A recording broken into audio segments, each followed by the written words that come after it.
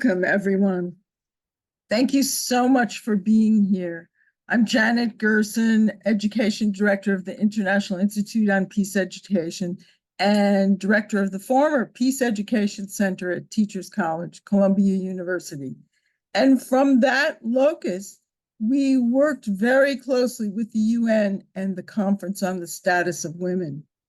This event is called Women Enacting Human Security in the Midst of War, a CSW parallel event in honor of Dr. Betty Reardon. This is a panel discussion on the occasion of the 68th session of the UN Commission on the Status of Women. The Commission on the Status of Women was an original sub-body of the UN when the UN was formed. And women activists have been using it, as we have been using the UN, to meet. Although the UN is a member state organization of governments, people who are mentors like Pat Mishi and Betty Reardon and many others used the UN to develop a robust non-governmental organization community. And my first experience at CSW was listening to the shadow reports from NGOs in each country on the status of women, the involvement in participation in peacemaking, and the issues of violence against women and for the rights, human rights, and the valuing of women in peace and society. We're in globally a time of great transition. And as we know, war is a terrible thing that's unfortunately growing and visible and disastrous all over the world. And as we also know, this is a time when if human beings in existence were really in the forefront, then we would also be working to diminish the effects of the climate crisis that has challenged us. We see that that also increases poverty. That money goes to militarization instead of human and ecological well-being. And so all of us have worked towards the intersections of these multiple global problematics, and especially in relation to their impact on women, including our resident feminist, Tony Jenkins. So I'll keep referring to women, but let me remind us that women activists are not only women. As wars escalate across the world, poverty increases and climate deteriorates. In this environment, militarism and corporate greed destroy the world. This discussion brings together women activists and scholars from a number of countries across the globe to voice the invaluable, often unpaid work to achieve human security under patriarchal situations. While we spotlight the work of grassroots women, we will bring women who formulated the global women, peace, and security agenda to highlight our ongoing peace work and to support those on the ground. Pardon me, a little effect of the global environment. Please listen as we all intend to highlight the complex links between militarism, poverty, and climate, and underscore the urgent need for holistic solutions. We will elevate the stories, the voices, and the insights of grassroots women activists, showcasing their resilience and unwavering commitment to human security over state or militarized security. And finally, we're here to honor the indomitable spirit of Dr. Betty A. Reardon and her pioneering contributions excuse me, to gender justice and peace building. Betty died October 4th, 2023, and we are still regrouping after losing this center, this powerhouse of our work and activism, and a person who dedicated her life to the rights of women, to human security, and to understanding justice as an inclusive and understanding peace as the presence of justice and valuing the integrity and the well-being of all. On that note, I have warmed up the platform for Tony Jenkins. Tony Jenkins is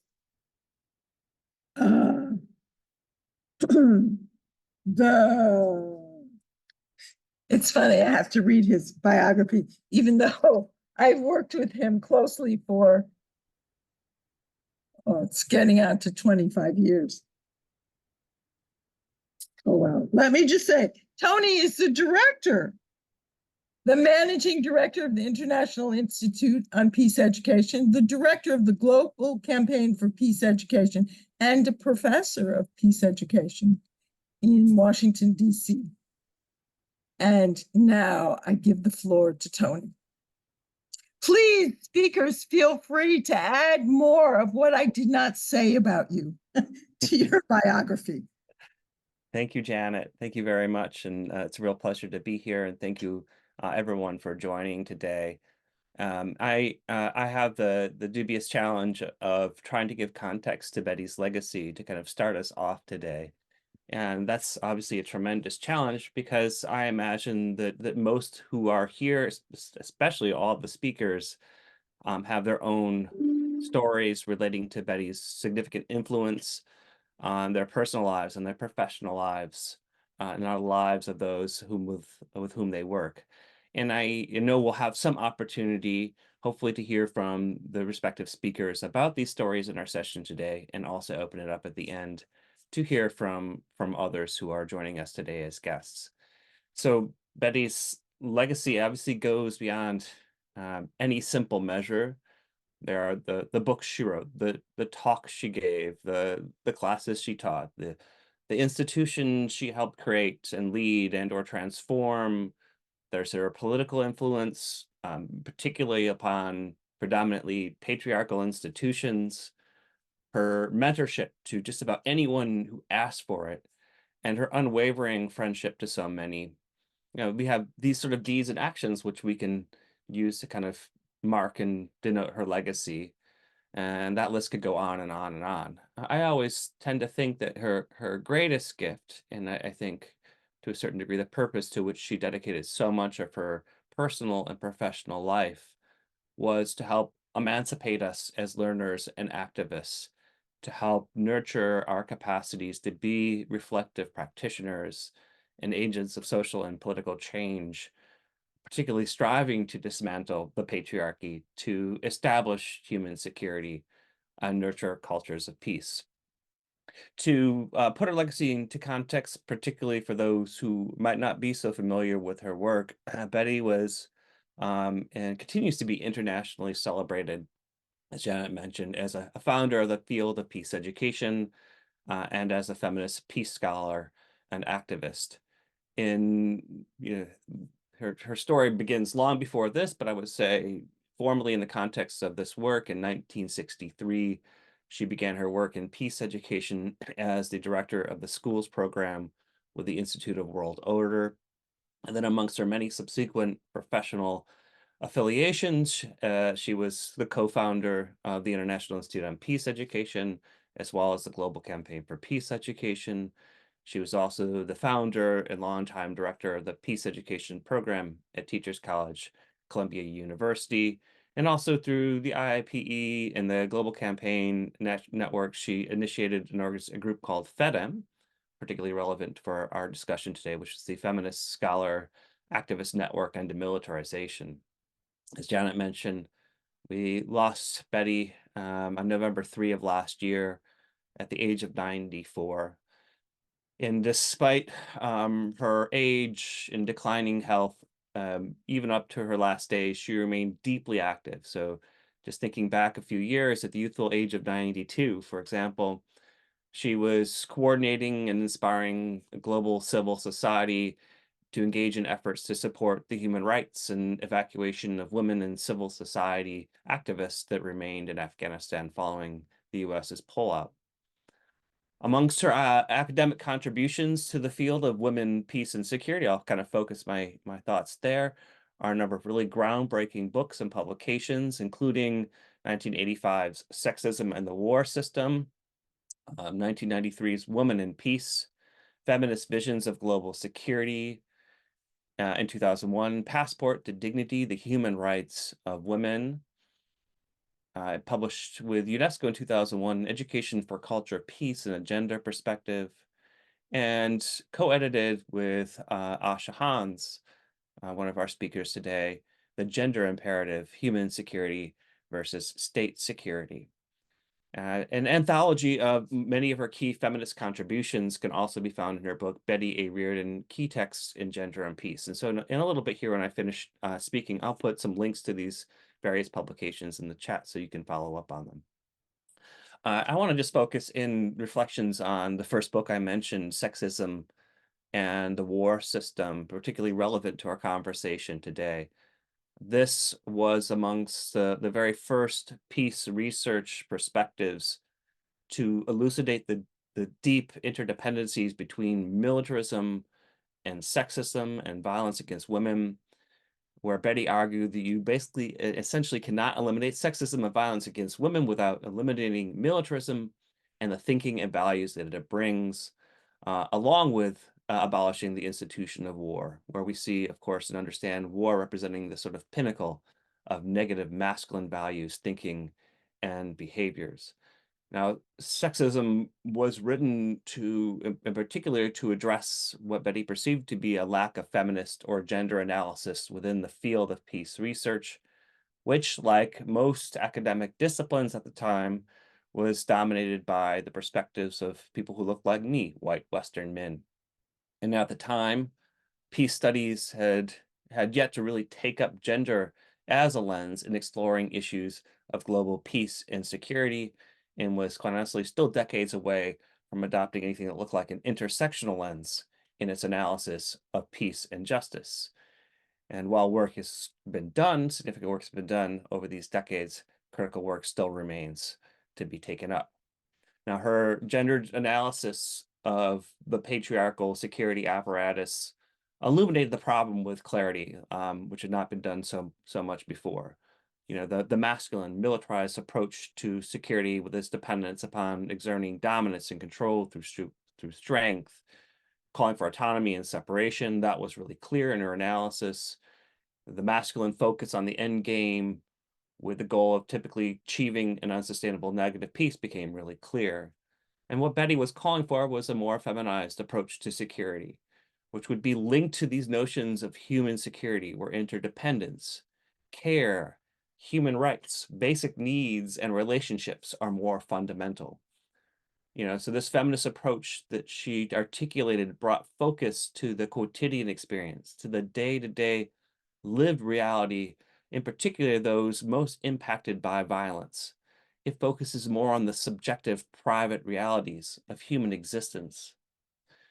Now, many of these ideas, critiques, and forms of analysis originated from her own work, from her reflections and observations, for example, through her work with the Institute for World Order.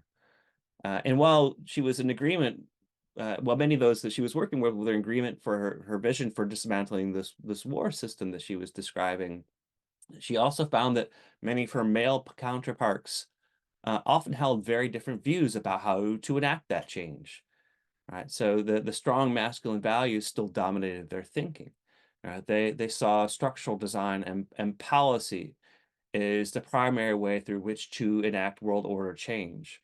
Of course, structural change is vital. We need strong institutions that support and sustain the norms we seek to establish. However, Betty argued that when we think structural change before behavioral change, that the institutions we design end up imposing those values and dictating human relationships. She reasoned that the structural, both social and political and institutional changes should emerge from or follow changes in human values and in human relationships, and that such an approach to change would be much more sustainable. Ultimately, she believed that authentic transformation is really only possible when people themselves have changed their worldviews, attitudes, and behaviors, not the other way around.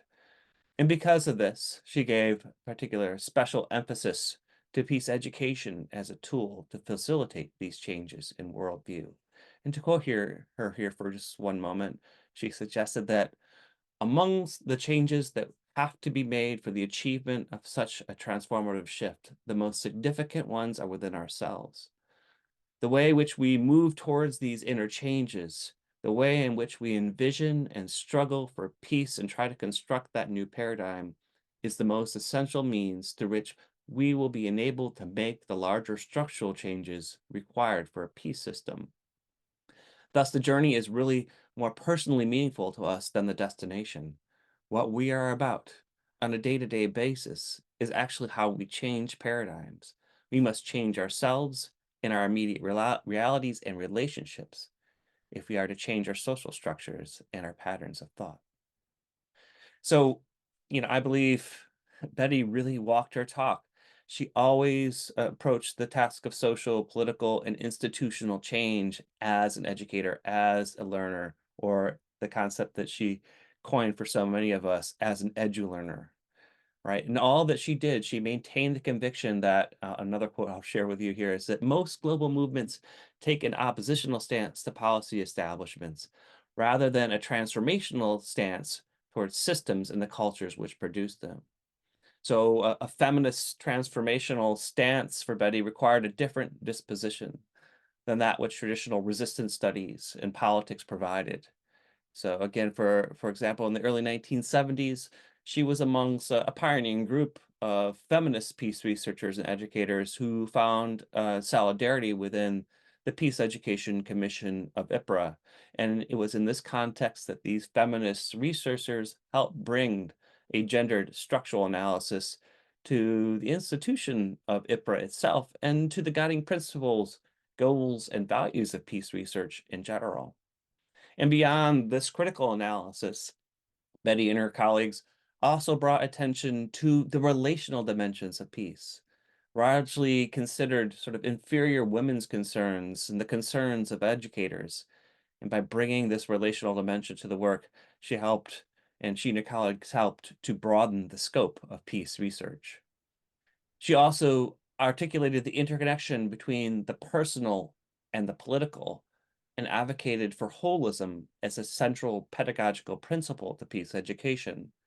She understood the personal and the political were inseparable and how essential this understanding was to the possibilities of nurturing political agency. And Betty's feminist relational perspective also supported the development and awareness of an ecological consciousness, right? Illuminating our interdependence with the earth. Years later, Betty applied these same principles with other civil society colleagues and feminist activists in contributing to the drafting and advocacy for UN Security Council Resolution 1325 on women, peace, and security.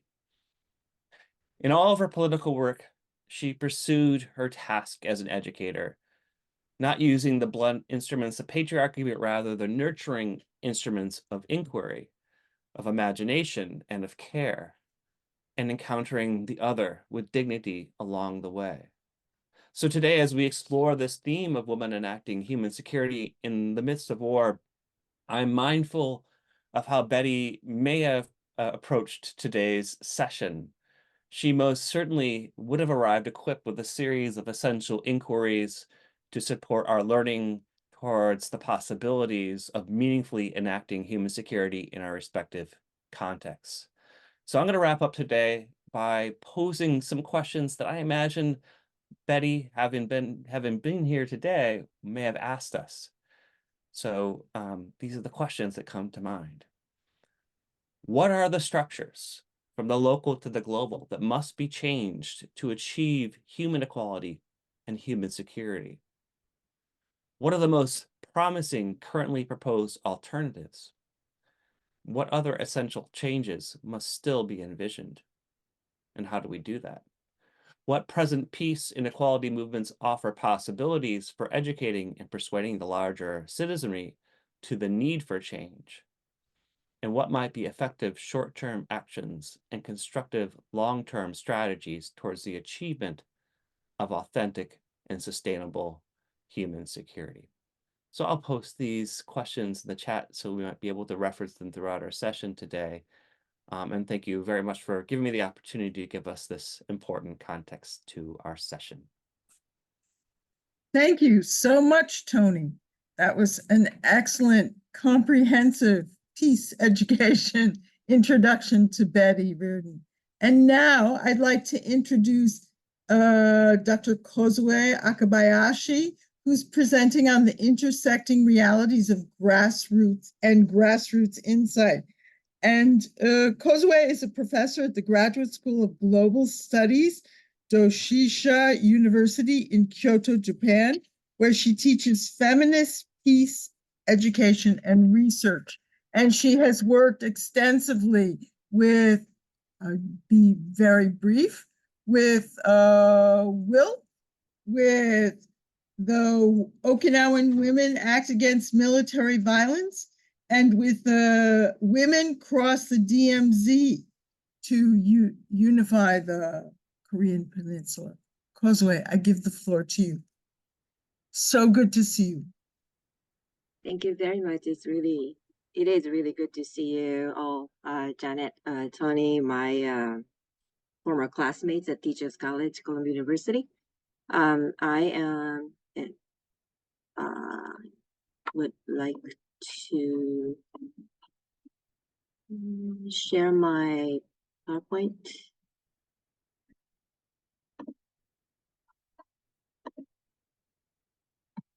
And the topic I was given is militarism, climate change, and poverty, and I added a subtitle as Grassroots Feminist Activism for Human Security under Long-Term Foreign Military Stationing. And this is a kind of concept that the Betty and I, and together with my colleagues in Okinawa, feminists, peace activists in Okinawa have developed long-term foreign military stationing that we think is very, very important to think about what we need to do now. In the overarching title of this panel discussion, what we are doing in the midst of war. The term "in the midst of war," I would like to highlight it as peace educators, particularly peace educator like Betty Reardon. We and as Tony introduced thoroughly, we have called our attention to look at the continuity from peace to war, and in Betty's analysis, that was conceptualized as the war system. So the war we are experiencing terrible wars now, but these are not the only wars, and it's very important for us to understand how systematic that is. And our analysis is that there may be two things are the keys. One is feminism, that is to challenge patriarchy, and another is demilitarization of security. And my learning and commitment started in the late 1990s when I started my graduate work at Teachers College under Betty, and those years I was introduced to many peace activists, feminist peace activists, and scholars with whom I have worked with for so long. I'm hoping you enjoy some of these pictures that I kind of discovered in the past few months when Betty visited Tokyo, and we had a panel discussion on peacemaking by feminists, featuring Suzuo Takasato from Okinawa and the late Aiko Ogoshi, another great feminist peace scholar, or the Hague Appeal for Peace in 1999, when Feminists for Demilitarization, FEDEM, worked thoroughly on conceptualizing demilitarization of security. My focus now is on not only war, but military bases. That is a preparation for war. And there is a special province in Japan called Okinawa, which is colonized by the modern state of Japan in the late 19th century. Made a military outpost during World War II in the Asia-Pacific War, the Asia-Pacific theater of the World War II in the 1940s. And at the defeat of Japan in World War II, they were now made U.S. military base, and the U.S. military has been stationed since 1945 to this day. I'm also hoping that the map can give us some idea about my region, the Northeast Asia or the East Asia, where Japan is, and the small island of Okinawa is located in the midpoint between Tokyo, the capital of Japan, and say Manila, in the capital of the Philippines. My colleague Suzuo Takasato called her own island island of bases, and that means that their island is used to prepare for and assist the wars that the United States has waged for the past more than 7 decades, and the reason for that is security. So my colleagues, to whom I was introduced actually by Betty in 1995, who formed I see it as a feminist peace movement, not necessarily the very strictly organized group, Okinawa Women Act Against Military Violence, who have been active as Okinawa Women Act Against Military Violence since 1995, but of course they have been tackling this issue much longer than that. Major purposes of this movement is to achieve gender justice and demilitarization, and these two are inseparable. They have worked to analyze the history of sexual violence by the military stationed in Okinawa. That includes Japanese Imperial Army during World War II and the U.S. military since the end of the World War II. And their analysis, to put that probably a little more simplistic way, their analysis is that the military is a structural violence, and they came up with this idea not necessarily knowing Johann Galton's structural violence, but their own analysis of the historical experiences of women living on the island of the bases. Their experience was the experience of living on the islands of military bases is that their well-being and survival even were undermined by the military presence or military activities. Their basic human rights were violated. Or more recently, they have realized that deep environmental destructions have been committed by the military activities. We now know, I think, the military is the world's probably most terrible pollutant, and climate change that we suffer now partly comes from the military activities or militarism.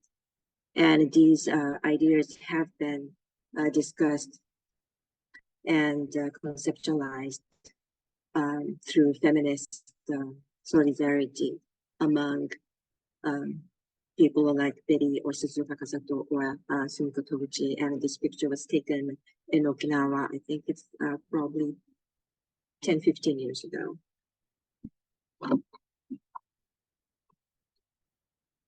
So the concept of long-term foreign military stationing is a manifestation, one of the manifestation of militarism. And militarism as Betty articulated in her book in Sexism in the War System in 1985, it's something that assumes that that military values and policies are conducive to a society, and something that legitimates the use of and threat of using coercive force. And with this ideology, the lives of the people of the host community like Okinawa were undermined, and they have suffered tremendously.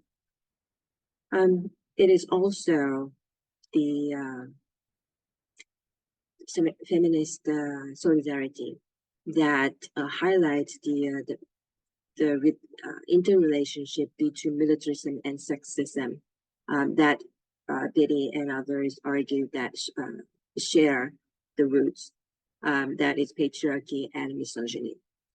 So if we are offering any vision of alternative of security or a peaceful world, hegemonic and violent masculinity has to be changed. And we also have to be mindful of the poverty caused by this military is also feminized. The picture shows this idea of interrelationship between militarism and sexism in a protest rally convened by Okinawan women in 2012. That is to that accused of another rape case by a U.S. soldier visiting Okinawa, and forceful deployment of this highly unsafe military aircraft of Osprey, and of course all the other bases that have occupied their island for many decades. The articulation of demilitarizing security from a feminist perspective can be maybe summarized in those maybe 4 points. Otani elaborated earlier from Betty's writings, and based on those ideas that we have been working on for maybe 25 some years, is that the security, genuine security, is the one that is demilitarized, and genuine security is the kind of security that meets basic needs for survival and well-being. And genuine security means that everybody's human dignity is respected.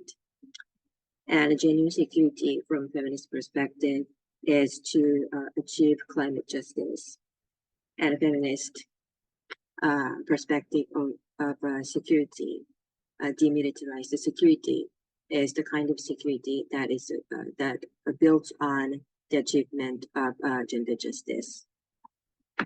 And I have used up all my 10 minutes. And I hope I could introduce the decades of work of feminist solidarity that Betty introduced me to. Thank you very much. Thank you so very much, Kozue. That was succinct and powerful. And it was great to see the pictures from the 1990s where we worked together as lobbying at the UN for feminist activists working against demilitarization and for human rights and connecting issues across the world like the military bases and the fine work you've done with bringing the Okinawan women's work to the rest of the world. Thank you. And now I'd like to introduce Mavic Cabrera Baleza from the Global Network of Women Peacebuilders. And she has been extremely, to put it succinctly, she has a long, illustrious biography that, but I want to emphasize in particular the work at the UN lobbying and connecting women all over the world with Security Resolution 1325, women participation in peacemaking at all levels. And that's so little, I know. Let me invite you to speak for yourself, maybe. Thank you so much, Janet, for that kind introduction. I want to greet everyone, peaceful morning, afternoon, or evening, wherever parts of the world you may be. It's great to see old friends and meet new ones at this event, which we are holding alongside the session of the Commission on the Status of Women, but more importantly, we are having this critical discussion as the world confronts the most devastating conflicts and crises since the Second World War. The Global Network of Women Peacebuilders is proud to co-organize this event with Sansristi, the International Institute on Peace Education, the Global Campaign for Peace Education. And I also want to acknowledge one of our founding board members and also a dear friend of Dr. Betty Reardon, Senator Mary Lou McPhedran from Canada. Good morning, Mary Lou. Real change happens when diverse local women's voices and youth voices are heard and they influence decision-making in their communities. And these are the key actors in the Global Network of Women Peacebuilders strategy on the localization of the groundbreaking United Nations Security Council resolution on women, peace, and security, and its 9 supporting resolutions. Developed by GNWP in 2010, the localization of women, peace, and security, now we highlight that we're doing this in synergy with the resolutions on youth, peace, and security, is rooted in the recognition that local leadership, ownership, and participation are requisites of effective policy making and policy implementation. Localization is a bottom-up approach that directly engages governors, mayors, councilors, community leaders, paramount chiefs, indigenous leaders, and other traditional leaders. And of course, at the core of those grassroots organizations and leaders are women and youth peace builders. It is now implemented in about 30 countries, and it has led to tangible results and has facilitated women and youth meaningful participation in conflict resolution, conflict prevention, and reducing sexual and gender-based violence in local communities. And this localization strategy has been cited multiple times by the United Nations Secretary General in his annual reports to the Security Council on particularly on the issue of women, peace, and security as a key strategy in effective implementation. I would like to share some of the experiences or tangible impacts that the localization strategy has generated. So in Uganda, in partnership with local and national women's rights organizations such as the Coalition for Action on 1325, GNWP has been implementing the localization strategy for over 10 years. And one of the results is that sexual and gender-based violence deaths have been consistently discussed by women activists with local police stations in various districts. And as a result, reporting on sexual and gender-based violence has increased, which we know is the fundamental step to investigation and prosecution and to holding the perpetrators accountable. Additionally, women's desks have been established in various police stations in several districts. In the Philippines, where I'm originally from, in the Kalinga province in the north, a centuries-old peace pact or a peace conflict resolution method, and also serving as a local court, it's called Bodong, has historically been all male for over a century. However, following the localization initiatives in Kalinga, 5 women were invited to the Bodong, and which is the court composed of, before the localization, composed of 24 male leaders responsible for the implementation of local laws and resolving conflicts in the communities. In the autonomous region of Muslim Mindanao, which is in the southern part of the country, GNWP's localization strategy led to the adoption of resolutions for women's sectoral representation and recognition as women arbiters of conflict in southern Mindanao. So localization has also inspired executive actions, such as appointing more women in the autonomous regional government and dialogues that address the transitioning of Muslim women, or Moro women as we refer to them, in the Bangsamoro political entity. And in Colombia, local Colombian women peacebuilders, such as the members of Red Departamental de Mujeres del Cauca, have been localizing the Women, Peace, and Security Resolution since 2011. And in partnership with local authorities and indigenous leaders, they have adopted local action plans that help implement the peace agreement between the government and the Revolutionary Armed Forces of Colombia.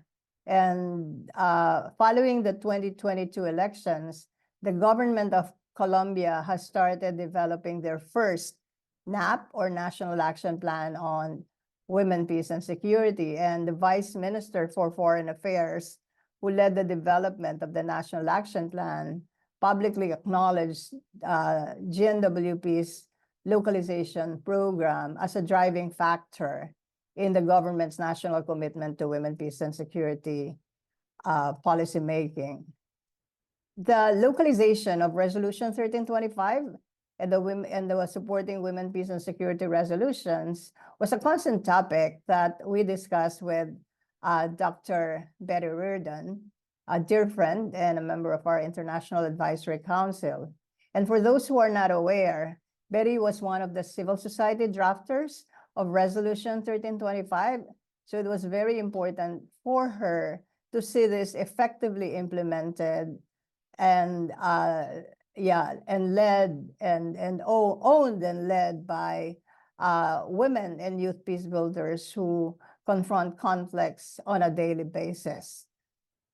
Looking at the imagined questions that Betty might ask, I would think I would think that the response to the question, what might be an effective short-term action and constructive long-term strategy towards the achievement of authentic and sustainable human security, I have no doubt that we will share the response that that strategy is one of those important strategies would be localization of the women, peace, and security resolutions in synergy with the youth, peace, and security resolutions.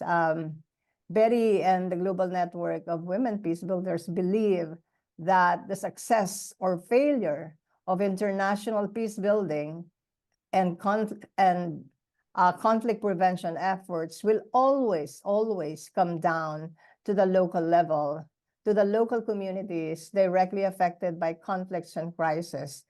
And therefore, local peace building should define the basis of high-level international efforts and not the other way around. Thank you. Thank you so much, Mavic, for this illuminating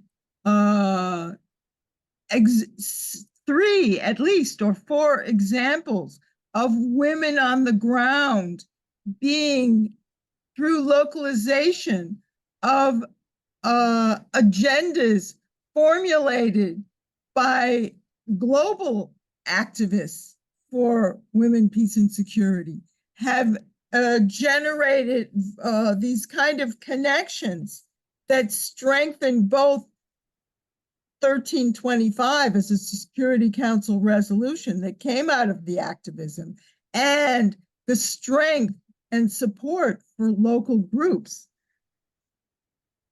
I want to next introduce our esteemed colleague, Sakina Yacobi from Sakina Fund, who will speak on identification and analysis of challenges encountering the safeguarding women's human security in Afghanistan. Sakina, I'm so glad you're here with us and that you're alive, because I always have worried about you because you put yourself in the line of fire. And I have always held you in my heart with fear for your awesome courage. And Sakina, you know, it's so important to hear from you now, since the US pulled out of Afghanistan and the re-falling to the Taliban. We are very anxious to hear about your work and the conditions for women and girls and their health and their well-being in Afghanistan.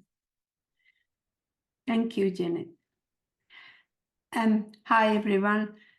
A'udhu billahi minash shaitanir rajim. Bismillahir rahmanir rahim. First of all, I am so delighted to see everyone here, because it has been a long time that we didn't really get together and to see each other. And I really miss Betty. I want to say that the first thing that really she was an individual that really, for me, it was a role model. And I always remember her as somebody who is in the situation that we are, in conflict situation that we were in Afghanistan, and still we are. Always she was somebody that I could rely on and I could talk to. And, you know, I don't want to go into a lot of academic level to talk about the human security and human peace, how, but Betty was one person that really, she really believed in civil society, and she believed strongly that human security could be accomplished when you really work with the local group and also with civil society closely. And because as a local organization, you could see that people are not able to achieve human security just through militarization and through the political issue, because the political people, the people who are in charge, they really even don't see what's going on around them. For example, how could you manage to have a human security, a secure environment for people if you are going through poverty? There is completely is devastated situation that people are not able to put bread over their table. How could you really talk that this is a secure, when somebody is hungry with their family, with their children, they don't feel secure, they don't feel safe. Or for example, when people are not allowed to work, there is no work for them. And when there is discrimination about work for men and women, and gender equality, justice, when they are not absorbed, how could the individual feel secure? And how could human security, you talk about human security, when there is really an issue of not having able to work, not being able to provide for your family, not able to go to work because there is killing, there is a kidnapping, there is violation, and so you are not even able to go to work. So these are the issues that really is when we talk about challenges and when we talk about how we can provide human security. I really believe that leadership is here very, very important, that really we get the leader around the table to sit and discuss this issue. They talk about human security, but really, or they are coming around the table and say why we are facing this, why we have people violating, why people are in violation. People, when they are frustrated, when they are upset, when they are stopped from many, many things, so they could not handle it anymore. They could not tolerate. And so that is the reason they are upset, and that's the reason you have violation. And then violation is mean that because they don't feel secure, they don't have an environment which is secure. Or when you have the farmer, when they don't have a land because the land has been blown by the bomb, by the landmine all over. The soil is completely dead. There is no way to cultivate. The environment is polluted. And how you are going to have human security, how people are going to be able to cultivate their land, be able to provide for their family, be able to breed. They couldn't. And these are the issues that human security is all tied together holistically. And we want to look at in human security. We must absorb this. You know, it is, I miss Betty. My heart is really bleed when I talk about this issue, because right now we are in a situation that all of you know, and I could not talk that much about it, but my country is suffering. My country is devastated. 2 years ago, when I talked to Betty, you know what? Betty was the first person who really started this trying to really find out a solution for the people who are in trouble inside Afghanistan when the American pull out. And, you know, she talked to me constantly. She communicated with me, and she knew that I could not be involved in it politically because of the situation, because I have program over there. But she took the first step, and she was the one who collected the group and communicated with me. As a matter of fact, she sent a group into Afghanistan. She really put the group together, that group went to Afghanistan, and I communicated with those groups, and those groups were the one who really went into Afghanistan and saw what is going on in there.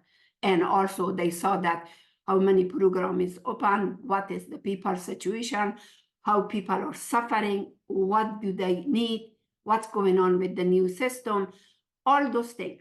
My point is that I really think that we as an individual, we must really practically operate our commitment. Betty always talk about commitment. She said that we are committed to really provide human security, and we really have to act on it. She just didn't, she was a wonderful scholar. She wrote, and all of you know about it. But the same time, she didn't just depend on just the writing, but she was right in front line. And she was the one in each country that she worked with, and many, many countries internationally she was involved. And today, I'm sure she is hearing us, and if she was here, she will know how to really get to talk to the UN and try to say, yes, UN has a lot of issue right now these days. People are working on it. And you know what is around the world is going on today? You know, the war is really completely paralyzed. The whole world is paralyzed. You know that I don't have to tell you every part there is a war. People are being killed day by day by this militarization. We are trying to really make the economy run by building gun and tank and trying to sell from one country to the next and make sure that they are against each other. And instead of trying to bring peace and security, try to talking around the table, negotiating with people, discussing with people, see what is the people needs are, why people are violated, why people are fighting, why there is gender equality issue. We are not looking for the why, we are just trying to really surfacely in the short term try to show that we are care. And that is the issue that I miss, Mary. There was time that even I was in Afghanistan and I gave a call to Betty and talked to her.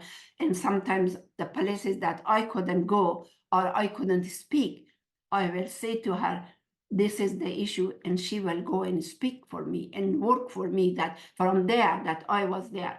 So the point is that we must have commitment. And the commitment is that really try to be practical. Be practical is we really want to have a solution for human security. Otherwise, we can go on and on and on and on for many, many years still, and we will not achieve human security. And human security is something that must, and also education is the big part of it, because education for peace is something that I also, thanks to IIPE, thanks to Reardon, because I learned a lot from being involved in IIPE.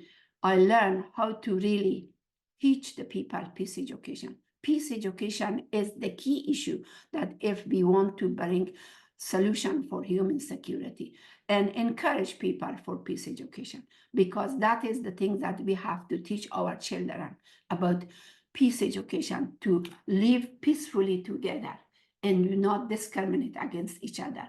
And that is my issue, and I really do not want to take anybody's else time because really I'm here to constantly, I'm learning from everyone, and my situation is very, very tough right now, how much I can talk, but my country is suffering, and the women of Afghanistan are suffering. And so in the world is completely close their eyes and turn around. Afghanistan out of the radar. Afghanistan, nobody care. The people of Afghanistan right now is starving. There is not that much job. And even what human security is, we talk about, a lot of women are widow because they lost their husband. Those widow are working, and those widow is not working anymore. Those entire family are suffering from poverty, suffering starvation. Who is thinking about it? Nobody. Nobody talk about it. And that is my point. My point is that those women needs to work. Those women needs to go to work and provide for their family. That is humans. How they feel secure? They don't feel secure. Many other things violation.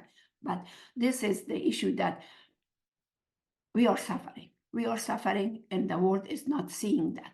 The world is not watching us. The world is not listening to us. And we are like something on the earth extra, completely. Afghanistan is, no one could see it. And that's the reason that 2 years ago, just 2 years ago, Betty was on the first line, on the line, the first one who really act on this. And we lost her. And her soul is with me constantly every day that I work, and I'm working still. Still, I'm working in Afghanistan day and night, and I see the situation, what's going on, but I really miss her also, that because she was a great supporter, a great ally, and a great teacher, you know, that I learned from her also. Thank you. Thank you so very much for your impassioned discussion. Your emphasis on all Betty did to demonstrate care, hope, commitment, and practical action is very powerful, and it speaks to your enormous humility for all that you did to instigate education for women and girls, and then even men in Afghanistan, to build health clinics, to build networks, to bring funding into the country. And all of us need to be mindful of this tragic disaster, this tragic outcome of so many decades of dedication. As please pay attention to Afghanistan, and as one of our powerful and sad examples that we would like to see turned around. Now, Yasmin Nario Galassi, it's your difficult task to follow Sakina's powerful speech. But nevertheless, Yasmin is also Senior Program Director of the Global Network of Women Peacebuilders. She is Associate at the Center for Peace Education, Miriam College, where she was an Executive Director for many years. And just skipping briefly through your very accomplished resume, she's an active part of international campaign against nuclear weapons that received the 2017 Nobel Peace Prize. I hope you're all observing the breadth of activism from local to international and supranational that these activists are speaking on, and exemplifying rather. And Yasmin will speak on the appreciation of the role of education in fostering peace and gender equality. Thank you so much, Janet, for that kind introduction. I just want to tell Sakina that we are seeing you, and we are in solidarity with you.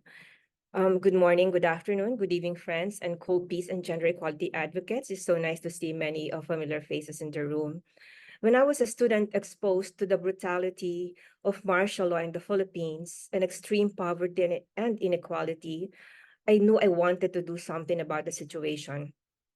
When I was introduced by Loretta Castro to peace education 36 years ago as a young teacher, I told myself, Eureka, this is it. This is what I want to do. What is peace education? It is education that cultivates the knowledge, skills, attitudes, and values that seek to transform people's mindsets, attitudes, and behaviors that have either created or exacerbated violent conflicts into those that support the prevention of conflict. According to our dear Betty Reardon, peace education has an important social purpose, and that is to transform the present human condition by changing social structures and patterns of thought that have created it. Social structures that peace education aims to address are war, terrorism, tribal conflicts, rape, domestic violence, torture, etc., which are examples of direct violence. poverty, hunger, inequality, which are examples of structural violence. Racism, sexism, religious intolerance, examples of sociocultural violence, and destruction and overutilization of the Earth's resources, which are examples of ecological violence. Peace education creates a deep understanding of these issues, gives space for critical reflection and analysis, as well as space for learners to identify alternatives and the pathway to get to these alternatives or solutions, as well as space to take practical action to address violence. Peace education challenges long-held beliefs that wars are inevitable and that violence is inherent in human nature. I am a passionate peace educator, and I believe very much in its transformative potential, in its ability to change mindsets, beliefs, attitudes, and values, and its power to inspire action to transform oppressive structures to those that foster equality, social justice, peace, and human security. Studies made by institutions such as the Center for Peace Education in Miriam College in the Philippines have indicated change in learners' long-held beliefs about war, gender equality, and diversity, for example, after attending a course on peace education. So when Mavic Cabrera Balyeza, then an officer at the International Women's Tribune Center and founder of the Global Network of Women Peacebuilders, visited Miriam College 17 years ago to propose promoting the Women Peace Security Agenda in the Philippines through the development of a national action plan to me and Miriam Coronel Ferrer, I embraced the idea without hesitation. Peace education and the Women Peace and Security Agenda share a profound connection, akin to twin sisters, united by a common purpose of cultivating a culture of peace, good governance, dialogue, the realization of human rights, women's rights, gender equality, feminist values, sustainable development, and human security. They both prioritize the empowerment of individuals, recognizing their capacity to drive meaningful change. However, the Women, Peace, and Security Agenda acknowledges that women's agency in conflict prevention, resolution, and peace building has not been fully recognized. Consequently, the agenda actively promotes women's full, equal, and meaningful participation across various spheres, including security efforts and humanitarian crisis interventions, while also addressing the unique challenges and contributions of women in conflict and post-conflict contexts. Moreover, it underscores the imperative of integrating gender perspectives comprehensively into all peace and security initiatives. Peace education and the Women, Peace, and Security Agenda are indeed intertwined in their mission to foster a world of equality and peace. Peace education is a multifaceted process that aims to cultivate a culture of peace by developing knowledge, skills, attitudes, and values essential to build more just, peaceful, egalitarian, and democratic societies. It seeks to prevent conflicts by addressing root causes such as inequality, discrimination, and injustice. Peace education empowers individuals to become agents of positive change through constructive dialogue, mediation, and conflict resolution. It also advocates for human rights, nonviolence, and cooperation, fostering a culture of understanding and respect. Hence, we are not surprised that many of our students who went through peace education are now peace, gender, and human rights advocates, building capacities, lobbying, and changing lives. Similarly, the Women, Peace, and Security Agenda is a framework designed to promote women's meaningful participation in peace building and security efforts. It recognizes women's unique experiences in conflict and post-conflict settings and advocates for their rights, empowerment, and inclusion in decision-making processes. This call for meaningful participation can be better realized through education. GNWP's WPS localization work in places such as the Philippines, Uganda, and Papua New Guinea, for example, uses gender-sensitive and responsive education to challenge beliefs that perpetuate patriarchal and hierarchical societies. Through education and capacity building, we have successfully challenged conventional mindsets about leadership. As Mavic had said a while ago, following education and WPS localization efforts in Kalinga province, for example, the traditionally all-male Matagoan Budong Council, a decision-making mechanism which for centuries had only male members, has now 5 women members. Mavic and I love this example because we were there when this happened. The interactions between peace education and the WPS agenda are profound. Peace education plays a crucial role in advancing the goals of the WPS agenda by promoting gender-sensitive approaches to peace building and empowering women as agents of change. It fosters understanding, empathy, and respect across diverse backgrounds, essential for creating inclusive and peaceful societies. Betty Reardon's insights further illuminate these connections. She emphasized the transformative power of education in challenging patriarchal norms, promoting gender equality, and empowering women in peace-building processes. Betty underscored the role of educators as agents of social transformation, advocating for a culture of peace, gender sensitivity, and conflict resolution skills among learners. By integrating peace education with the WPS agenda, we create a synergistic approach to promoting peace and security. Education becomes a catalyst for social change, empowering individuals, especially women, to contribute meaningfully to conflict prevention and peace building. It fosters a culture of nonviolence, empathy, and cooperation, laying the foundation for sustainable peace and inclusive development. Indeed, the transformative power of peace education and the women, peace, and security agenda is immense, as they inspire positive change, empower individuals, and foster cooperation. When the peace process in the Philippines faced a crisis due to a trust-damaging incident, Betty's email to us reminded us to persevere. We will, Betty, just as you taught us. By leveraging the synergies between peace education and the Women, Peace, and Security agenda, we will work hard to realize your vision of a more peaceful and gender-equal world. Borrowing your words from one of the last emails you sent me, we will keep on keeping on. Thank you very much.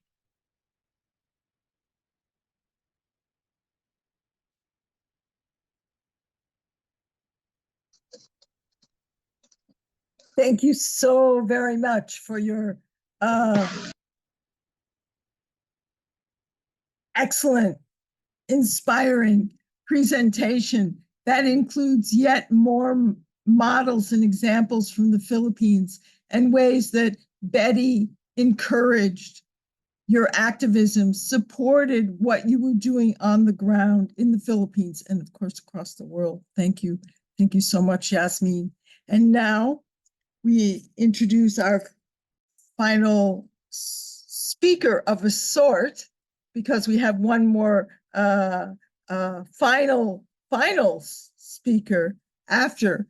I'd like to introduce a longtime friend, Asha Hans, who is a political scientist and a peace educator, a feminist activist extraordinaire, former professor of political science and founding director of School of Women's Studies, Uktal University, India, and a board member of the UN Women's Peace and Humanitarian Fund.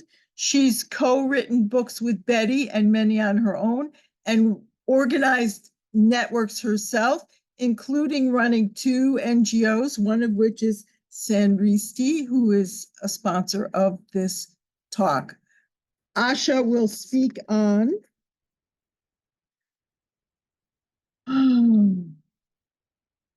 the relationship of women, patriarchy, and security with ecology and new emerging paradigms and ways to think. Please, Asha, I give you the floor, my dear.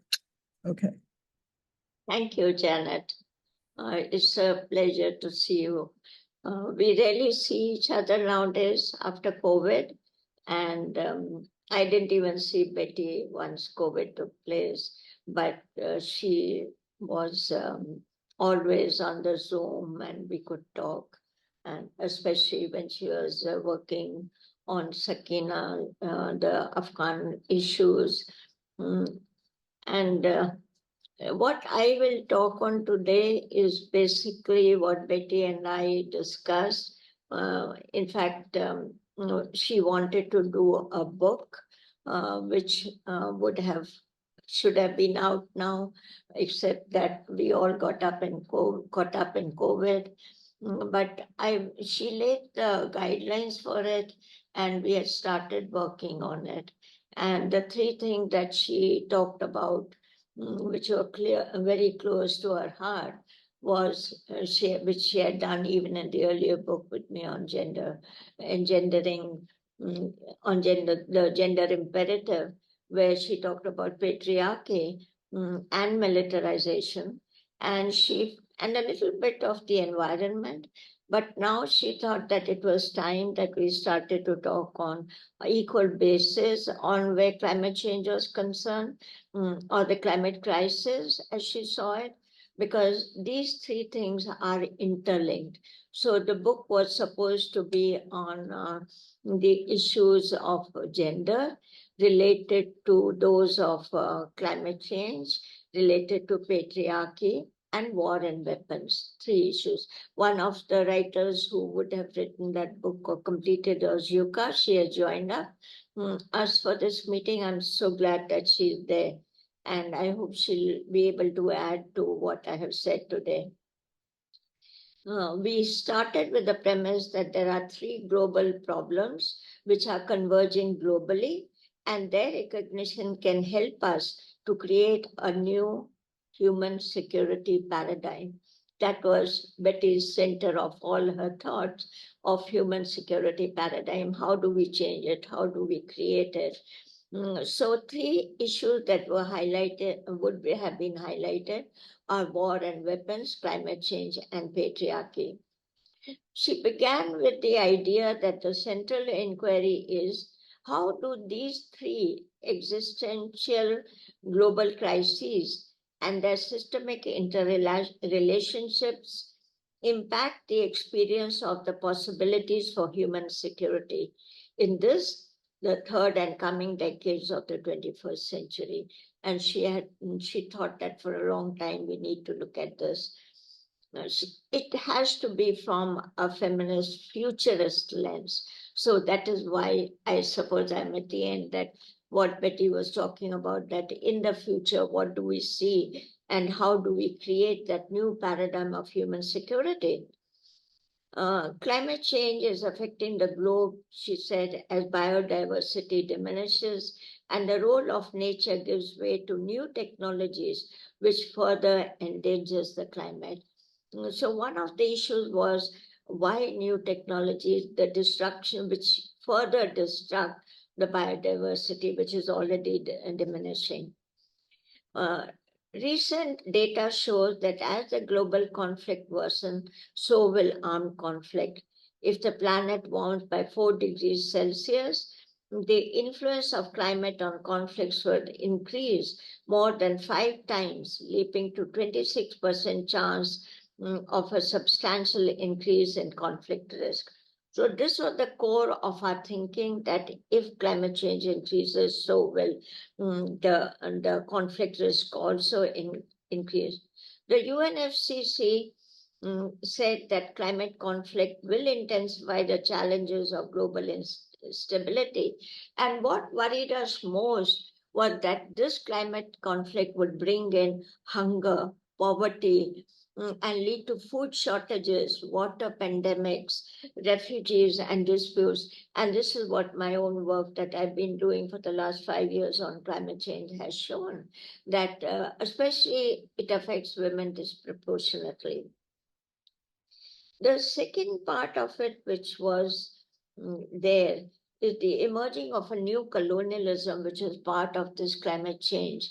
And we had discussed this thoroughly for a long time, that what is happening in the Arctic is basically what we can perceive in other areas also, where once the snow started to melt in the Arctic, the new sea lanes opened, and all the countries were there to divide it up, to look at the resources and see how much of resources they could take, without any due regard to all the indigenous women who lived there, the indigenous men who lived there, families. So this was, everyone was there for more minerals, for more oil and gas. And this was something that needed to be highlighted, as much as people have been highlighting the islands that have been now being covering with seawater, and where there are huge number of bases, for example, in the Pacific, and which the increase in the money for the budgets for climate change is increasing, not as proportionately as it is to the weapons. The money for weapons, wherever the climate change is affected countries, has hit the roof. So while the armed budgets go up, the water gets weaponized. We need water for daily survival, but water is something that is affecting everyone. I live on a coastal region where the sea has risen and has come in. All the tubers that are there, the water has been salinated, and people do not get enough water to drink. So these are new issues that are coming up, village after village getting wiped out and people moving. And how is it linked to the war system? Betty said that we must link it to the war system, because this is where our problem and our issues lie. That with women's climate change, women's role increases because they maintain resources, and the Women, Peace and Security agenda that we had, whether it was 1325 or later 2242, it focused on gender violence, has obscured the essential links between militarism, environmental degradation, and gender inequality. And this is what we should focus on, because this is what is affecting people. In the last couple of years, we have seen how climate change has affected Palestine, the Gaza area.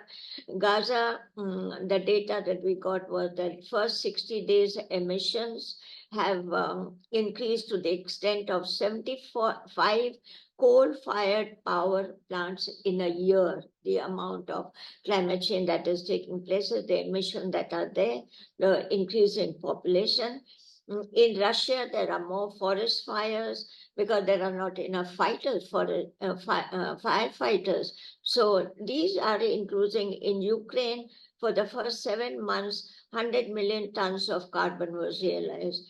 So I think Betty was so correct that we need to link climate change to the war system.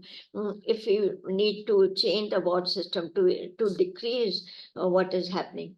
But the third thing she said, and which is very important, which she had been telling us for all this time, that you cannot do the war system. You cannot look at any other issue unless you bring in patriarchy. She saw patriarchy, as most of us know, as a pyramid with very few people at the top who hold the resources. And that is what we are seeing across the globe. Even in my own country, the resources are with a few people at the top. The other 90% are without any resources, among whom are women. She said that patriarchy is the core political paradigm for most human institutions in which women suffer a power deficit, and accounts for the lack of participation in most realms of public policy. This was something that was very close to her heart, and she kept on saying that where patriarchy is concerned, unless you don't look at patriarchy, you are not going to get the solution that you're looking for. There is no human security. And I can give one example from my own country that has been happening. where the heat has increased, and with climate change, the heat that increases, the domestic violence has increased. We have seen that in COVID.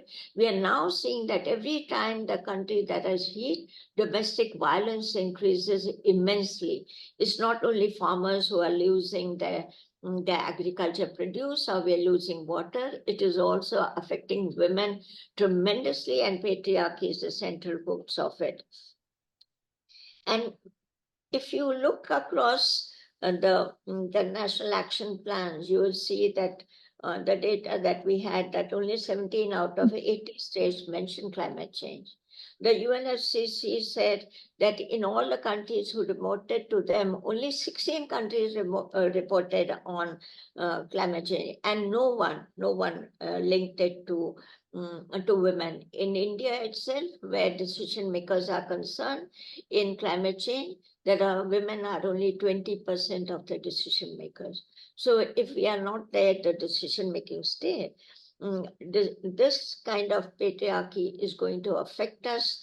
And the new paradigm, the last thing we discussed was that a new paradigm of human security that surmounts the new colonial approach that is both nature and people-centered. It has to look at nature and it has to look at people, and that is how we will get a new human security paradigm. So this is what we had discussed, and I hope Tony will take this forward and will be able to bring out what she wanted as a very important issue. And I think, Tony, the question that you have raised and which you think Betty would have raised, many of them have been answered with what I just spoke. We could, of course, the short-term ones are something which are very difficult to do, but I think that the women's movement, which is going forward, the peace movement is the short-term answer to the changes of climate change and including of a new human security paradigm. Thank you very much for inviting me. Thank you so much, Asha. That was very fine. And you give one kind of comprehensive summary, which is part of my task here, to connect all these things. I want to briefly say that the continuity from the Women's Forum starting in 1975 through Beijing in 1995 were the fertile ground, the non-patriarchal fertile ground from which came many of these activities. The Okinawan women came right off the 1995 Women's Forum and went home and formed their organization. Our lobbying, Kozue and I were part of lobbying with Betty at the UN on bringing the Beijing 1995 platform for action forward, including women in conflict and the participation of women, which led to the awesome act of getting the Security Council to take on a resolution, thanks to Ambassador Chowdhury from Bangladesh, to take on women participation in security and peacemaking at all levels. This was extremely radical accomplishment. And then this leads to all of what Mavic has presented. And of course, the nuclear arms weapons that Yasmin didn't really speak about this so much, but this action, people like Betty felt that nuclear weapons changed militarism and weaponry forever because everyone could be wiped out with these bombs. So these kinds of ideas, I want to add the idea of continuity to what Sakina said about commitment to action, to practical actions on the ground. And you see the wealth of experience and interconnectedness displayed by our panel, inspired by Betty, who was always forming groups and moving us ahead with this work. And so now I have to say that this new paradigm for including people and environment, ecology, and all living beings in a holistic perspective is essential to human survival, to women, to escaping poverty, and to counteracting the forces which extract from the world and leave people starving, fighting, boiling, etc. Okay. So I thank our esteemed, awe-inspiring panelists, and I think now we have time. We're going to do two more things, I think, which is we're going to take one question from Loretta Loretta Cass. Are Janet? you? Yes. Janet? I know we have you to go, Mary Lou. Would you like to go now? Oh, I'm sorry. I thought you had said the panel was over. Well, you're the concluding panelist. Okay. So organized was that you would respond at the end, but I think let's have you go now. I'm happy to do, sorry for the interruption. I'm very happy to do whatever. No, it was, I think the idea was that you would give the concluding remarks, including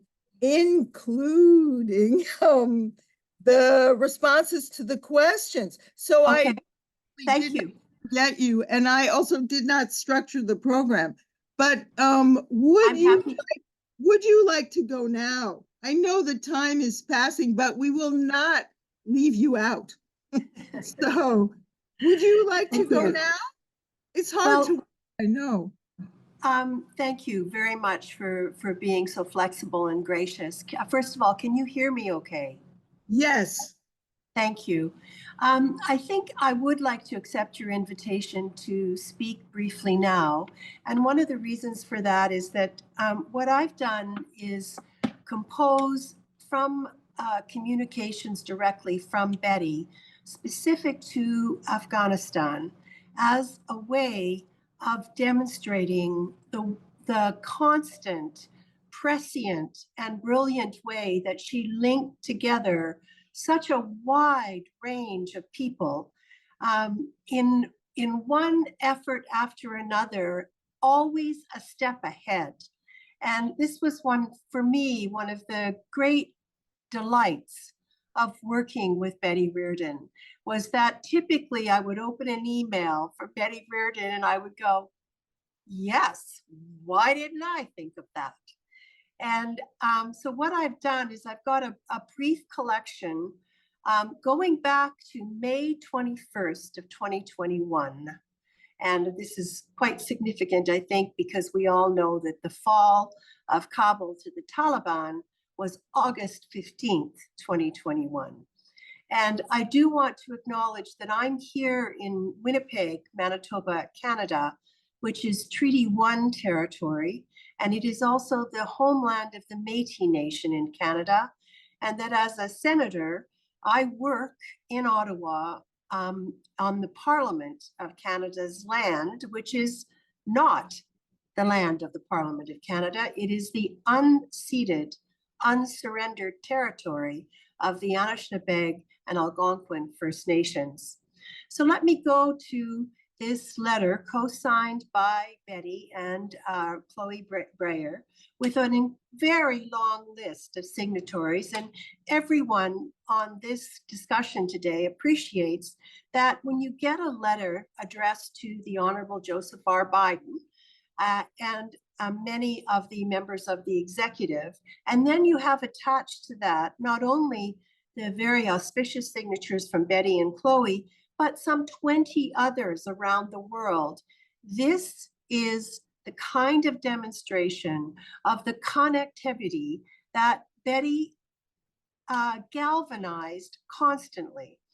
And so this letter says, Dear President Biden, as American, Afghan, and international civil society leaders dedicated to the education and rights of girls and women in Afghanistan, we are deeply concerned by the recent bombing of female students at the Syed al-Shuhada School in a Hazara neighborhood in Kabul. We recognize this atrocity is part of a growing pattern. We respectfully ask that you increase humanitarian and development aid to Afghanistan as an important security strategy and call for a United Nations peacekeeping force to ensure that the cost of US military withdrawal from Afghanistan is not paid for in the lives of schoolgirls. We request that aid be made a central dimension of the security framework put in place as US troops are withdrawn from Afghanistan. We strongly believe that the failure to provide for the basic security needs of Afghan women is the result of the Trump administration's failure to honor UN Security Council Resolution 1325 on women, peace, and security by refusing to insist that women were part of the peace talks. We call on your administration to coordinate more carefully with the United Nations, the Afghan government, and women's civil society organizations in Afghanistan, and to increase humanitarian and development assistance in order to strengthen the basic security of women and girls and of religious minorities like the Hazaras. Go on to talk about in this letter much of the evidence that was already very clear, and quote Sakina, Dr. Sakina Yakubi, founder of the Afghan Institute of Learning, which runs schools across 16 provinces, offers a grim assessment of the future if the US continues on its current course. So that is May 21st of 2021. Then, and going through my list of calls and discussions and emails with Betty, I see the 1st of July, 2021, where Betty is still working on the UN peacekeeping force into Afghanistan to protect women and girls.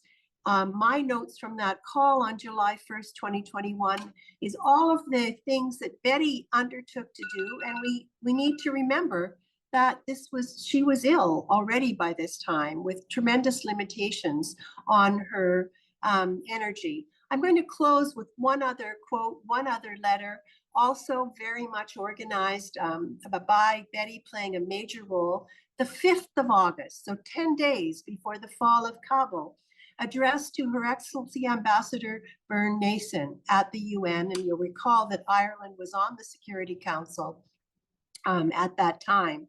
We, as members of an international network of civil society groups, public office holders, and professionals advocating for action for the protection and defense of the human rights of Afghan women, write to thank you for putting this issue on the September agenda of the UN Security Council.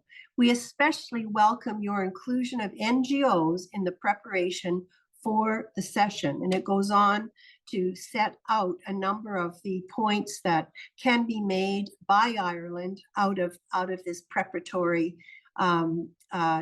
collaboration that was facilitated. Let me close by just acknowledging this. We know to her very final days how much Betty was the connectivity in one action after another all over the world. And I join with everybody on this call in saying how much she will be missed and how much we carry her in our hearts and our minds, and will honor her best by continuing to do this strong collaborative work for peace. Thank you. Thank you so much. That was magnificent, Mary. Thank you, Mary Lou. Thank you so much. This, and in retrospect, we would have put you right after Afghanistan if we had known already what everyone was going to say.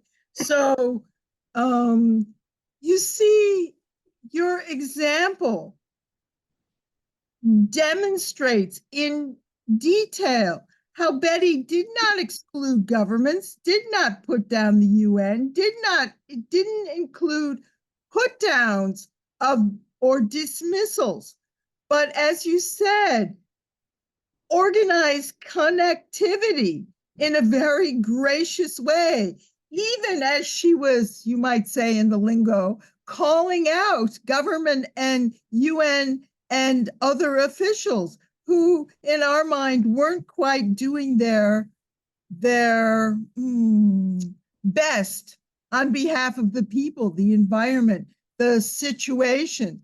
And Betty had the capacity to both zoom in very narrowly, and you give the email by email account, the documentation, and also zoom out to the principles that Asha mentioned of, connecting militarism, patriarchy, human security, environment, and the social with the political, the institutes, the actions of care, of being practical, etc. And Tony points out, well, maybe you'll just say this, Tony, for us. And someone pointed out, I'm sorry, I can't exactly say your name, but the lack of Africans, and the lack of Africans in this panel and in our work reflects the difficulties of Africa in funding and supporting these actions. It's not that they're not happening. In fact, we have a global network regular Wednesday meeting of people working on that. So, and that we covered everything. But now is the time. Since we are near the end of our session, let's just invite one comment from question, right? Are we doing this, Tony? For Loretta Castro? Loretta, my dear, are you here? From the Philippines, someone who's been part of our network, has sponsored IIPEs. Yes, I am here, but I don't really have any question. But I'd like to express my deep appreciation for the sharing of the speakers who have all worked closely with Betty.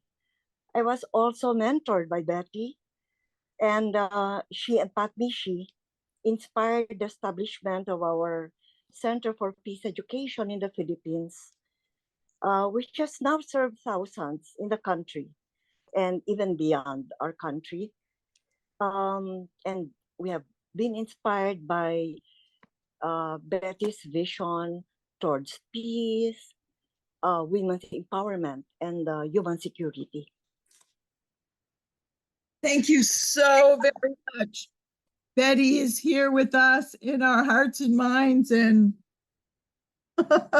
and on my desk too, of course.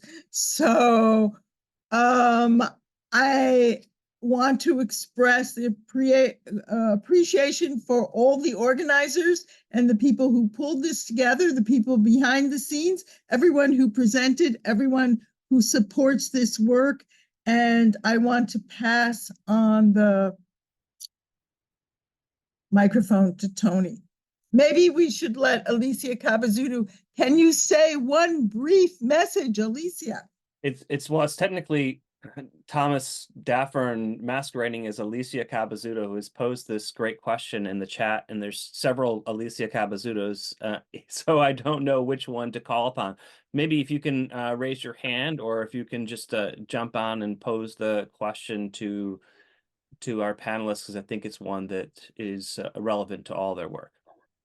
Do you hear me? Yeah. Yeah. Do you hear me? Yes, this is the real Alicia that we hear. I was referencing the question that was posted in the chat. So there's someone who's signed in as you, but I believe it's Thomas. Yeah, it's actually me, Thomas Daffern. For some reason, I was given a link with Alicia's name. I apologize for that. But so I asked this, several people have said it's an important question. I think that it is quite critical. Firstly, can I congratulate everyone on this amazing meeting, and Janet and all the organizers, Tony. I met Betty Reardon in '92 and interviewed her when I was setting up a peace studies unit at the University of London. She was a wonderful woman. So my question is, you're trying, what she was doing was redefining human security or security.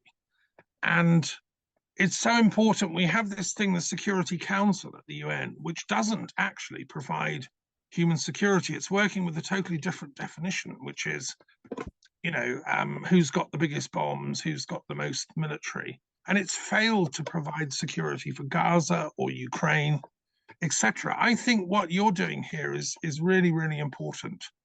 And I think this should be on the agenda of UN security reform discussions, UN Security Council reform discussions. I'd love to see Britain, Canada, the US, we need to get this pushed diplomatically at the highest level with the greatest possible urgency. So our senator from Canada, you could take this through, and let's not accept no, because the UN Security Council isn't delivering security. It's not looking at the women's perspective. It's not looking at the poverty. It's not helping the security of the poor people of Afghanistan, who I know and love dearly. I've been a teacher at the Muslim College in London with Afghan students. So my question is simply, who is working on this issue of Security Council reform to embrace this dimension of women and more human-centered security, including ecological security? And if not, I'm offering the World Intellectual Wisdom Forum, which I chair. We can be a vehicle for that. I'll give my details in chat, but who is doing this? Does anyone know? Tony, anyone help? Tony, do you want to moderate this part, or should I comment? And I thought it would be good to take the real Alicia's. It's because I forwarded her email that all these people came with her name. But Alicia, would you like to, what if you take both the comments and turn it over? Yeah, so let's take a comment from Alicia, and then I think, I imagine that Bhavik and Mary Lou would like to respond to Thomas's great question as well.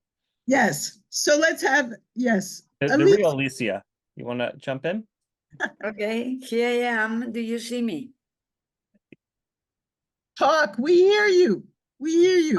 Okay, here I am. All right, that's important. Not the picture, but the words, in any case. Yeah, I want to add something that it was not said from Betty Reardon and her influence in Latin America, particularly South Latin America, I mean from Central America to the South. You know that we had worked a lot from the very start in human rights education because of dictatorships in the South Cone. So our first working field was human rights education and not peace education. Peace education comes a little bit after, more or less 5 years after. And the only books and the only writings that we have, because we are under dictatorships, under war, like in Central America and Colombia, was the writings from Betty Reardon. So our first approach with peace education field and even with the human rights field was Betty Reardon in English. And then those who speaks English or understands English, and we are not very many, except of course English teachers, because it was a little bit bad seen to speak English, how can I say, supporting the United States policy. So all young people, all young students like me and my fellows speak French or Italian or Portuguese, but not English. So those who had been compulsed by our parents, like me, to speak English and to go to study English from very young, we translate their first books about Betty Reardon. So Betty Reardon in the 80s, under dictatorships, was read in closed houses, in closed universities, in closed places.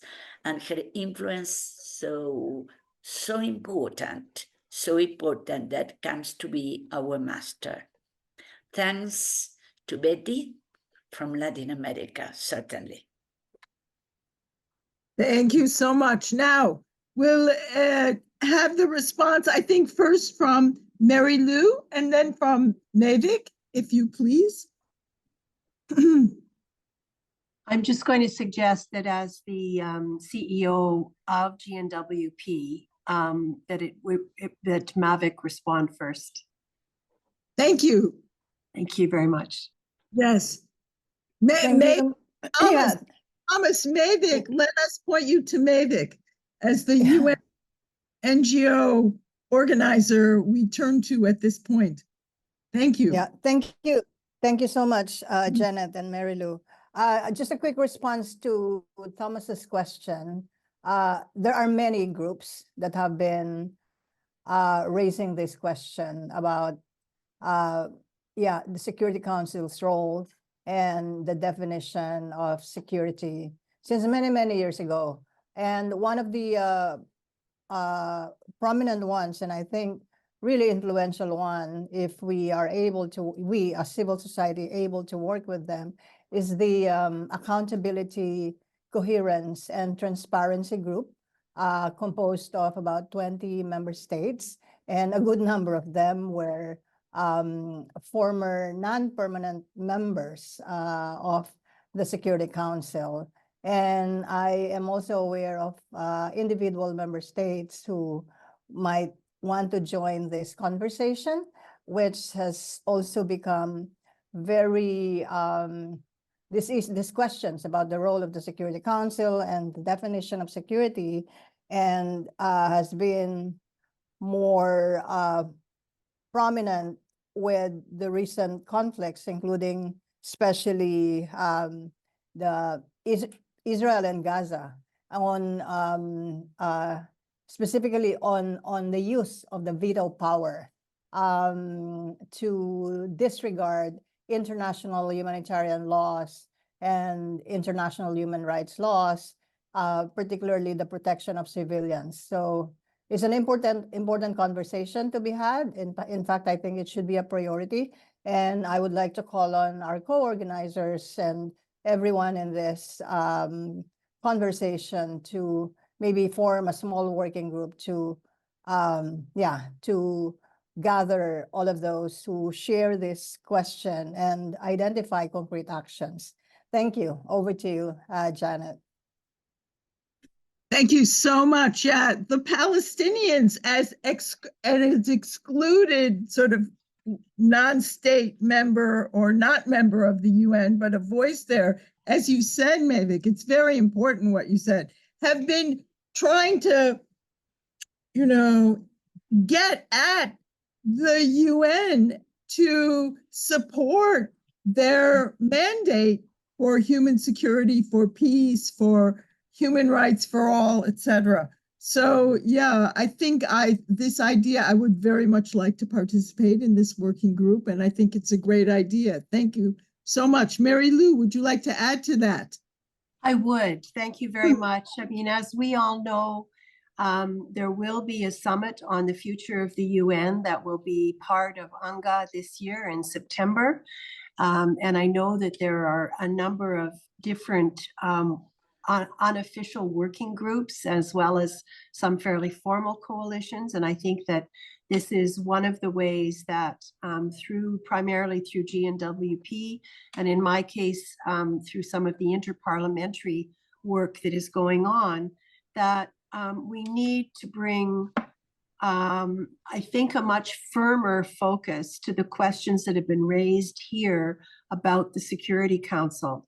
And I know that one of the inquiries that is going on, and this is primarily among parliamentarians that I work with, is to really look more closely at using a question that can be posed by a state member to the International Court of Justice, and to raise for an opinion on the part of the court as to whether, in fact, the way in which the Security Council is allowing the veto to be used, which is actually perpetuating more than one genocide currently and also in the past, is actually against international law.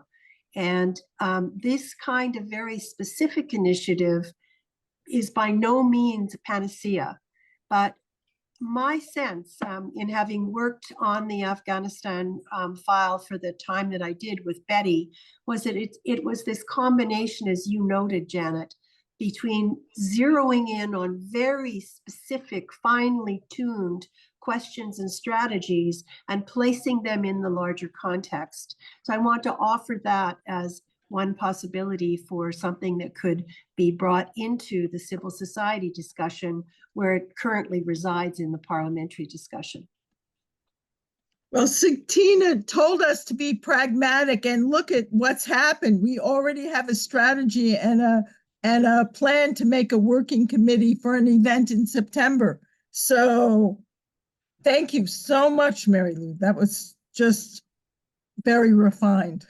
And Mavic for proposing the committee, and Tony for proposing an email, and those of you who are volunteering, and Thomas for proposing the question. So where are we now, Tony, in terms of time? And it's exactly 10:30. I think we're exactly at the time. We've taken a full 2 hours, which is really wonderful. Great engaging conversations and presentations, and lots of obvious follow-ups to do. So just letting everyone know, as I posted in the chat, that we'll be making a recording of this video available. So if you are a member of the Global Campaign for Peace Education, you'll receive a notice. I put a link in there to join if you're interested. Additionally, we'll send a little follow-up to all those who registered for the event today. Unfortunately, the several different people masquerading as Alicia Capozzuto may not get that, but we'll find a way to make sure that we get you the follow-up as well. And we'll explore the other follow-ups that were proposed here in terms of having this ongoing conversation as Mavic proposed. And we'll send information about the book project that Asha was referencing as well as that develops a little bit further. Thank you so much to everyone. May you experience and feel peace, care, commitment, dedication, and support through our network. Until the next time, hasta la próxima.